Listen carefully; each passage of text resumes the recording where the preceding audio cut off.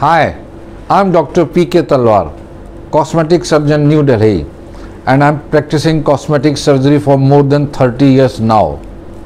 Previously, I was attached to Apollo and Max hospitals, and now I'm running my own cosmetic laser surgery center at Greater Kailash Part 1, New Delhi.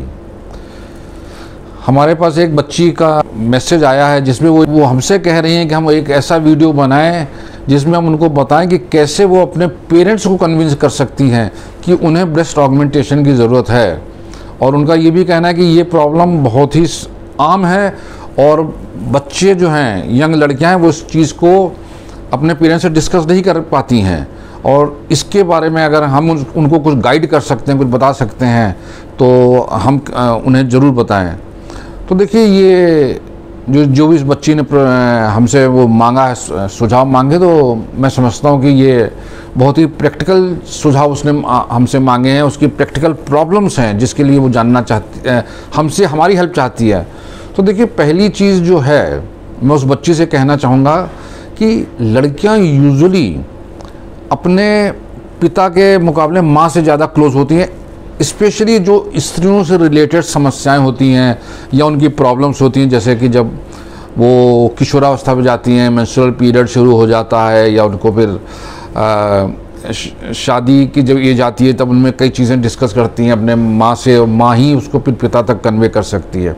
तो मैं समझता हूँ कि सबसे पहली चीज़ जो बच्ची ने करना चाहिए, अपनी माँ के साथ खुलकर डिस्कस करना चाहिए।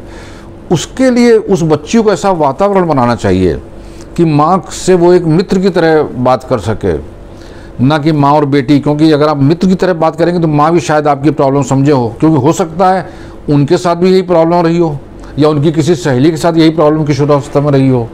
तो आप एक तो अपनी माँ से मित्रवत व्यवहार करना शुरू कर दीजिए अभी से, ताकि आगे चल के जब आप अपनी प्रॉब्लम डिस्कस करेंगे तो वो उस प्रॉब्लम को समझ सकें। दूसरा, अपनी माँ को ये बताना है कि किसी भी लड़की के लिए उसके जो ब्रेस्ट हैं, स्तन हैं, उनका क्या महत्व है, उसकी शारीरिक सुंदरता में उसका क्या महत्व है, और उसके कॉन्फिडेंस में उसका क्या महत्व है। और नारी के सौंदर्य में ब्रेस्ट का एक बहुत बड़ा रोल है। ये चीज़ आप उनकी माताजी भी ज़रूर समझती होंगी, लेकिन उसको उन तक ये कन्वे करना पड़ेगा। क्योंकि अगर वो बच्ची इस सुंदरता से वंचित है या किसी कारण से नहीं हुआ है, तो उसको उसका निदान ढूंढना है। और ये निदान के लिए वो अपनी माँ से ही कह सकती है कि आप मेरा इसमें आप इलाज कराएं, क्योंकि मुझे जो लगता है उसको कन्वे करना पड़ेगा कि मुझे इसके कारण बहुत ही डिप्रेशन आता है, मैं अपने आप को एक पूर्ण कन्या नहीं समझती हूँ, और मुझे लगता है कि मेरे में कुछ अधूरापन है, उसके कारण मैं अपने कॉलेज की पढ़ाई जो है, मेरी पढ़ाई अफेक्ट हो रही है उसके कारण, क्योंकि मेरा ध्यान यहीं लगा रहता है, मेरी पढ़ाई अफेक्ट हो रही है, मैं लोगों के साथ इंटरेक्ट नहीं कर पाती हूँ, उसमें मैं शर्माती हूँ, मेरा कॉन्फिडेंस जो है वो बहुत लो हो जाता है। तो ये चीज़ें उस बच्ची के विकास में बहुत बड़ी बाधा बन रही हैं। तो ये चीज़ें बच्ची को अपने माँ को कन्वे करनी पड़ेगी, ताकि वो उनके पिताजी को कन्वे कर सकें अगर है। अब दूसरी चीज़ आपको ये भी पता है, आपकी सहेलियाँ आपको छेड़ती हैं, क्योंकि उनको फिर सहेलियाँ फ्लैट चेस्टेड बोलती हैं या दूसरी चीज़ बोलती हैं। भारतवर्ष में एक और समस्या है कि आप कोई भी बच्ची सड़क पर जा रही है, कॉलेज में जा रही है, तो ये कई ओछे आवारा किस्म के लड़के भी होते हैं जो उनके ब्रेस्ट पे कमेंट मारते हैं। तो आप उनकी माँ को बताएं कि जब ऐसे कमेंट पढ़ते हैं तो आपको कितना बुरा लगता है, आप में कितनी हीन भावना आती है, या आपकी सहेलियाँ जब आपको छेड़ती हैं तब आपको कैसा लगता है। और उसमें आप अपनी मैरिज का भी एक एंगल डाल सकती हैं, क्योंकि कई कुंवारी लड़कियां हमारे पास आती हैं, वो बोलती हैं कि हमारा, ये मतलब सत्य बात बता रहा हूँ, कि हमारा बॉयफ्रेंड जो हमारे ब्रेस्ट को लाइक नहीं करता, वो कहता है कि भाई तुम पहले ब्रेस्ट की सर्जरी कराओ फिर हम शादी करेंगे। तो एक शादी के लिए भी जो है, अगर आपका सर्वांगीण विकास नहीं हुआ है, अगर आपके शरीर की पूरी ग्रोथ नहीं हुई है, तो ये भी एक बाधा है, इसमें कोई शक नहीं है। तो ये जितनी भी चीज़ें हैं, जितनी भी बाधाएं हैं, या आपको जो मानसिक प्रताड़ना हो रही है, ये आपको अपनी माताजी से एक डिस्कस करना चाहिए विद रिक्वेस्ट कि वो फिर पिताजी से का डिस्कस करके उसका निदान ढूंढें। क्योंकि अगर आपकी माताजी को समझ में आ गया कि बच्ची की पढ़ाई अफेक्ट हो रही है, उसकी साइकोलॉजी अफेक्ट हो रही है, पब्लिक जो डीलिंग है वो अफेक्ट हो रही है, सेल्फ कॉन्फिडेंस अफेक्ट हो रहा है, वो बच्ची मैरिज के लिए भी घबरा रही है कि कैसे होगा कि नहीं होगा।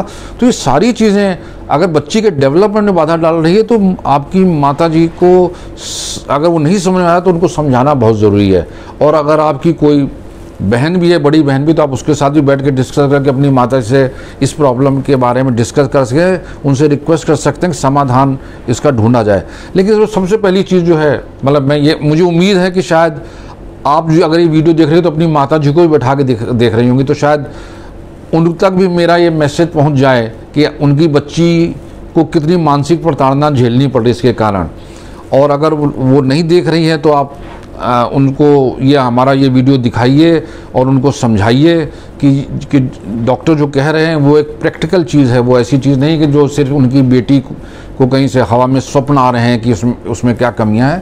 तो परिवार में जितने भी दुराग्रह होते हैं या जो भी बायस नेचर होता है पेरेंट्स का, वो इसलिए नहीं होता कि वो बच्चे का भला नहीं चाहते। एक्चुअली होता कि ये एक जनरेशन गैप होता है। हमारे पिताजी हमें अलग तरह से ट्रीट करते थे, हमारी पिटाई भी करते थे, हमने बहुत मार भी खाई है, लेकिन आजकल हम लोग अपने बच्चों को नहीं पीटते हैं। तो ये एक जनरेशन का एक, अब इवोल्यूशन कह लें, कुछ कहना, तो एक जनरेशन गैप हमेशा ही रहता है। हम लोग भी अपने माता पिताजी से डरते थे, उनसे कई चीज़ें नहीं डिस्कस कर पाते थे, लेकिन आज मेरा बेटा मुझसे सब कुछ डिस्कस कर लेता है। तो ये जो मैं ये कहूँगा कि जो गैप है, जनरेशन गैप, इसको आपको भरने की कोशिश करनी चाहिए। और मुझे वो डिपेंड करता है आपकी माताजी की एजुकेशनल लेवल पे, उनके आईक्यू पे भी। तो अगर वो इतनी एजुकेटेड नहीं है तो आपको ये अंतर भरना पड़ेगा, आपको उनके लेवल पे जाकर उनसे बात करनी पड़ेगी, उन्हें समझाना पड़ेगा। जब वो अगर एक बार वो कन्विंस हो जाएंगे कि उनकी जो बेटी है वो दिल से बात कर रही है, गहराई से बात कर रही है, सच्चाई से बात कर रही है, तो उसको ज़रूर समझेंगी उनको। और अगर एक बार उनको समझ में आ गया तो फिर नेचुरली परिवार के जो भी वो होते हैं वयोवृद्ध बोलें या जो बोलें, परिवार को पालन करने वाले जो आपके पिताजी हैं, उन तक ये बात डेफिनेटली पहुंचेगी। और उसके बावजूद भी अगर नहीं पहुंचे तो आप उनको लेकर किसी गायनेकोलॉजिस्ट या किसी प्लास्टिक सर्जन के पास जाइए माता जी को लेकर, और उनके सामने डिस्कस कीजिए। तो मुझे उम्मीद है कि कोई ना कोई उसका डेफिनेटली निदान निकलेगा। लेकिन एक चीज़ मैं हमेशा कहता हूँ कि you must talk to your parents.